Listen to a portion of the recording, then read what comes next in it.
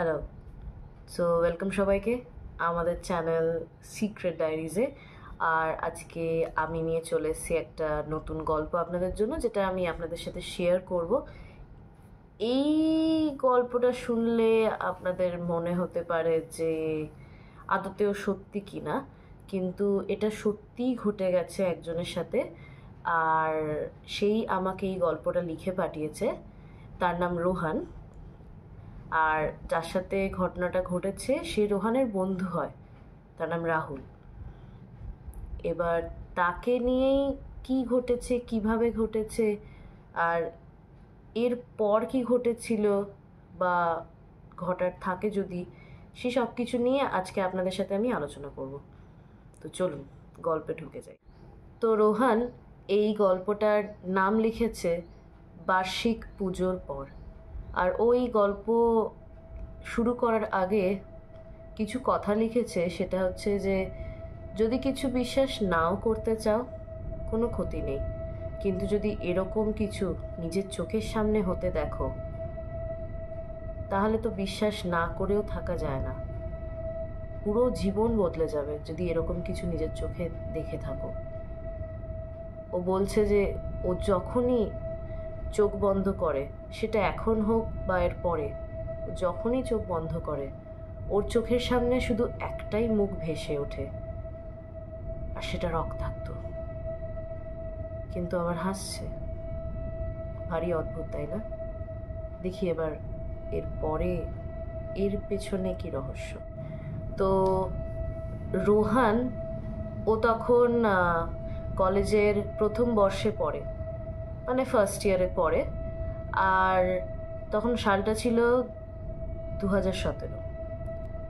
ও আর ওর কিছু বন্ধু মিলে প্রতি বছর বীরভূমের কাকসা গ্রামে যেত, ওর ঠাকুরদার বাড়ি, যেখানে প্রত্যেক বছর দুর্গাপুজো করা হতো।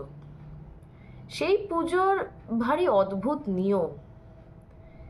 এবার প্রত্যেক ভক্তরাই ভক্তি ভরে মাকে পূজা অর্চনা করতো, কিন্তু পুজোর খুব অদ্ভুত নিয়ম বলতে কিরকম দেখুন, এক তো হয় মাটি দিয়ে তৈরি দুর্গা মূর্তি, আর তারপরে সেই মাটির দুর্গা মূর্তিকে দশমীর পরে ভাসান দেওয়া যাবে না। তাকে কোথায় রেখে ওদের ওখানে গ্রামের একটু ভেতর করে একটা শ্মশান আছে, সেই শ্মশানের পাশে দুর্গা মূর্তিকে রেখে আসা হয়। আর 7 দিন অবধি, মানে দশমীর পরে 7 দিন যদি সেই দুর্গা মূর্তির সামনে দিয়ে বা সেই রাস্তা দিয়ে যদি কেউ যায়, তাহলে তার সাথে অশুভ কিছু হবেই হবে। এটা ভবিতব্য, এটা হবেই। তাই মানে লোকেদের বিশ্বাস যে এভাবেই ওই দুর্গা মূর্তিকে পুজো করতে হবে। এভাবে যদি পুজো না করা হয় তাহলে আরো বড় কোনো বিপদ হবে। তো রোহান আর ওর 2 বন্ধু রাহুল ও তিথি, ওরা 3 জন মিলে রোহানের ঠাকুরদার বাড়ি গেছিল সেখানকার বার্ষিক পুজো দেখতে। রোহানের কাকিমা আবার বলে যে এটা পুজো নয়, এটা বন্ধন করার প্রক্রিয়া। ওই দুর্গা মূর্তির ভেতরে কারা কারা যেন আসে এই সময়, আর তাদেরকে বন্ধন করার জন্যই এই মূর্তি পূজা করা হয়, দেবীর আরাধনা করা হয়। ও ঠিক বুঝতে পারে না যে এই ব্যাপারটা কি হয়। তো একদিন রাত 12টা তখন বাজে। 12টার সময় রোহানের বন্ধুদের বলে যে তোরা কি ভয় পাচ্ছিস? ওরা বলে যে না না, ভয় পাওয়ার কিছু নেই।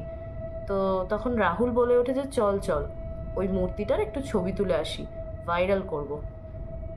মানে বুঝতেই তো পারছেন আজকালকার দিনের সোশ্যাল মিডিয়া এত বড় একটা প্ল্যাটফর্ম হয়ে গেছে, এত পাওয়ারফুল একটা মিডিয়াম হয়ে গেছে মানুষের সাথে যোগাযোগ করার বা আপনার ব্যক্তিগত কিছু শেয়ার করার জন্য। আর সেটা গ্লোবালি শেয়ার হয়। আমরা প্রত্যেকেই সোশ্যাল মিডিয়া ইউজ করে থাকি।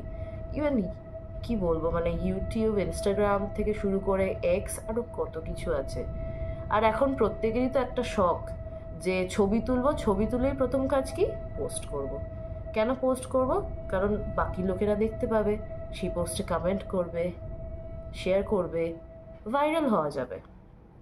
তো এরাও প্ল্যান করে যে ওই দুর্গা মূর্তির ছবি তুলে সোশ্যাল মিডিয়ায় পোস্ট করবে, ভাইরাল করবে পিকচার।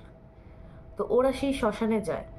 শ্মশানের পাশের ঘরটিতে যায়, যে ঘরে দুর্গা মূর্তি ছিল। এবার গিয়ে দেখে যে ঘর তালা দেওয়া, খুব স্বাভাবিক ঘর তালা দেওয়া থাকবে, দশমীর পরে 7 দিন সেই ঘর বন্ধই থাকে, তাই তো নিয়ম ছিল। তো ঘর যত রাতেই বন্ধ ছিল। এবার তখন রাহুল কি করে, রাহুল জানলার, একটা জানলা ছিল সেটা খোলা ছিল, তো জানলার তলা দিয়ে ফোনটা ঢুকিয়ে ওই ঘরের ভেতরে ছবি তোলার চেষ্টা করে। ছবি তো উঠে গেল, কিন্তু তারপরে ঘটলো বিপদ। রাহুলের হঠাৎ ওর মুখ দিয়ে একটা, মানে ওর গলা থেকে একটা গড় গড় শব্দ বের হওয়া শুরু হলো, আর ঠিক কিছুক্ষণ পরেই রাহুল অজ্ঞান। এই শব্দ বের হওয়ার খানিকক্ষণের মধ্যেই রাহুল অজ্ঞান হয়ে যায়।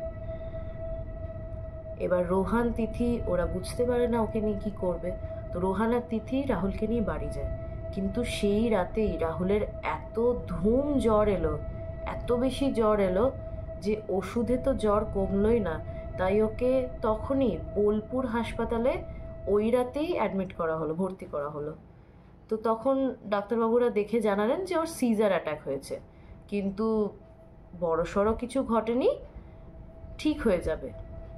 কিন্তু আসল বিপদ ঘটল ঠিক 2 দিন পরে, যখন রাহুলের জ্ঞান ফেরে। এখনও তো জ্ঞান ট্যান কিছু ফেরেনি 2 দিন ধরে, কিন্তু 2 দিন পরে যখন জ্ঞান ফিরল, তখন রাহুল যে কথাগুলো বলে উঠল সেগুলো খানিকটা এরকম ছিল: আমি জানি না আমি কে, আমার নাম রাহুল কিনা, কিন্তু আমার নাম শম্ভু। আমি সেই পুরোহিত যাকে 20 বছর আগে দুর্গাপুজোর সময় বলি দেয়া হয়েছিল, আর আমার আত্মাকে মা দুর্গার মধ্যে বন্ধন করে দেয়া হয়েছিল। এই কথাটা শোনা মাত্র রোহান থতমত খেয়ে গেল। ও বুঝতে পারলো না যে ও কি বলে যাচ্ছে, ও কি ঘুমের ঘোরে নাকি জ্বরের ঘোরে, নাকি ওর সদ্য জ্ঞান ফিরেছে ও আবোল তাবোল বকছে, ও কি কথা বলছে। ও তো রাহুল, ও শম্ভু কেন হতে যাবে? আরে শম্ভু কে, কোন পুরোহিত, কাকে নিয়ে কথা বলছে? ও কিচ্ছু বুঝতে পারে না। তখন রোহান এই ব্যাপারটা ওর ঠাকুরদাকে জানায়।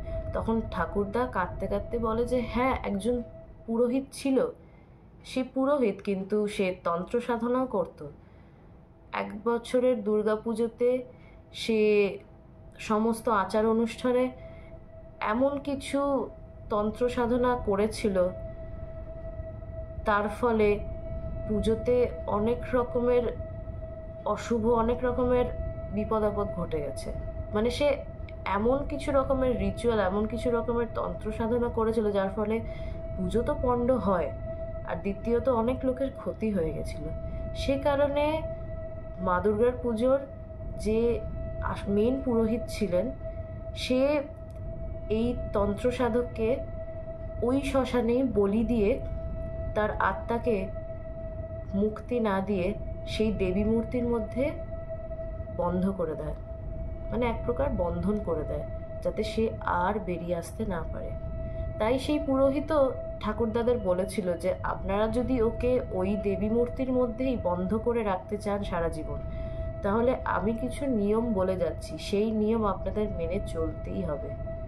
আর সেই নিয়মগুলি ঠিক এই অদ্ভুত নিয়মগুলি ছিল যেগুলো পুজোতে মানা হতো, যে মায়ের মূর্তি ওই শ্মশানের মাটি দিয়েই তৈরি হবে, আর মায়ের পুজো শেষ হলে দশমীর পরে মাকে শ্মশানের পাশের ওই ঘরটিতেই রাখা হবে। 7 দিন যেন ওই ঘরের আশেপাশ দিয়েও বা কেউ যেন ওই ঘরে ঢোকার না চেষ্টা করে, কারণ যদি কেউ ঢোকে তাহলেই এই আত্মা মুক্তি পেয়ে যাবে।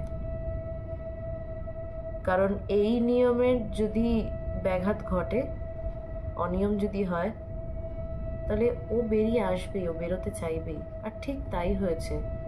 এই 3 জন বন্ধু, ওরাও তো গেছিল ওই মূর্তিটার ছবি তুলতে, ইভেন জানলাও খুলেছে, খুলে ফোন ঢুকিয়ে ছবিও তুলেছে। নিয়ম ভঙ্গ তো হয়েছেই, কারণ ওরা গেছিল ঠিক দশমীর পরের দিন রাত 12টার সময়, যেটা কিন্তু নিয়ম ভঙ্গর প্রথম স্টেপ, প্রথম পদক্ষেপ, যেটা বারণ করা হয়েছিল। ওরা শোনেনি, তাই হয়েছে। তো এবার কি করার, কিভাবে ওকে ঠিক করবে? এরা তো কেউ কিছু বুঝতে পারছে না কিভাবে ওকে ঠিক করবে।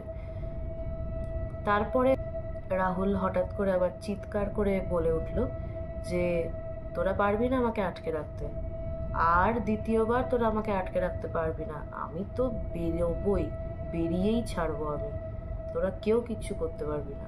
চিৎকার করতে করতে বলতে থাকে। তারপরে হঠাৎ করে হসপিটালের জানলার কাঁচ ভেঙে সেখান দিয়ে লাফ দিয়ে সে পালিয়ে যায়। এবার পুলিশ তাকে ট্রেস করার চেষ্টা করে, তাকে ধরার চেষ্টা করে, তার খোঁজ চলে বহুদিন ধরে, কিন্তু পুলিশ জানায় যে সামনেই এক নদীর পার অবধি তার পায়ের ছাপ পাওয়া গেছে, কিন্তু সেটা নদীর পার অবধি, কিন্তু তারপরে আর কিছু নেই। এখনো রাহুলের খোঁজ চলছে, খুঁজে পাওয়া যায়নি তাকে। রোহান, তিথি ওরা দুজন তো ভেঙে পড়েই, সাথে রোহানের দাদু, বাকি লোকজন প্রত্যেকেই ভেঙে পড়ে যে অতটুকু বয়সের একটা ছেলে আদতেও বেঁচে আছে না মরে গেছে, কোনো ঠিক ঠিকানা নেই, নিখোঁজ হয়ে গেছে, ওকে খুঁজেও পাওয়া যাচ্ছে না। কিন্তু কিছুদিন পরে রাহুলের মৃতদেহ পাওয়া যায়, তাও সেটা ওই নদীর জল থেকে। লাশ ভেসে উঠেছে, পুলিশ দেখতে পেয়েছে, তো তারপরে ওর দেহ উদ্ধার করা হলো। কিন্তু এখন প্রশ্নটা হচ্ছে যে রাহুলের আত্মার তাহলে কি হলো? কারণ রাহুলের শরীরে যদি শম্ভুর আত্মা থাকে, তাহলে রাহুলের আত্মার কি হলো? ও কি এখনো খোলায় ঘুরে বেড়াচ্ছে, নাকি অন্য কোনো ব্যাপার? আর নাকি রাহুলের আত্মা মুক্তি পেয়ে গেছে? শম্ভুর আত্মা ছাড়া পাওয়ার পরে হয়তো রাহুলের আত্মা মুক্তি পেয়ে গেছে, কিন্তু তাহলে শম্ভুর আত্মা তো ছাড়া পেয়ে গেছে। এবার কি হতে চলেছে কে জানে। আপনারা আমাকে কমেন্টসে লিখুন যে আপনাদের কি মনে হয় যে এরপর কি হতে চলেছে। এটা তো সদ্য জাস্ট আগের বছরের ঘটনা, আগের বছর পুজোতেই এটা হয়েছে, তাহলে এই বছর পুজোতে কি হবে আপনারা আমাকে কমেন্টসে জানান। তো রাহুল, ওকে তো ওর সৎকার করা হলো, সব নিয়ম মেনেই সব কাজ করা হলো। তারপরে রোহান আর তিথি ওরাও বাড়ি চলে যায়, ওরা সেখানে বেশি দিন থাকে না, ওরা বাড়ি চলে যায়। তো রোহান এইভাবে লিখেই শেষ করছে যে এটা হয়তো আমি যদি পড়ে শোনাই তাহলে হয়তো অনেকে বিশ্বাস করবে না, অনেকে ভাববে যে গ্যাজাগুড়ি গল্পই, এটা নিছক, কিন্তু এটা কিন্তু গল্প নয়, এটা বাস্তবে ওদের সাথে ঘটে গেছে।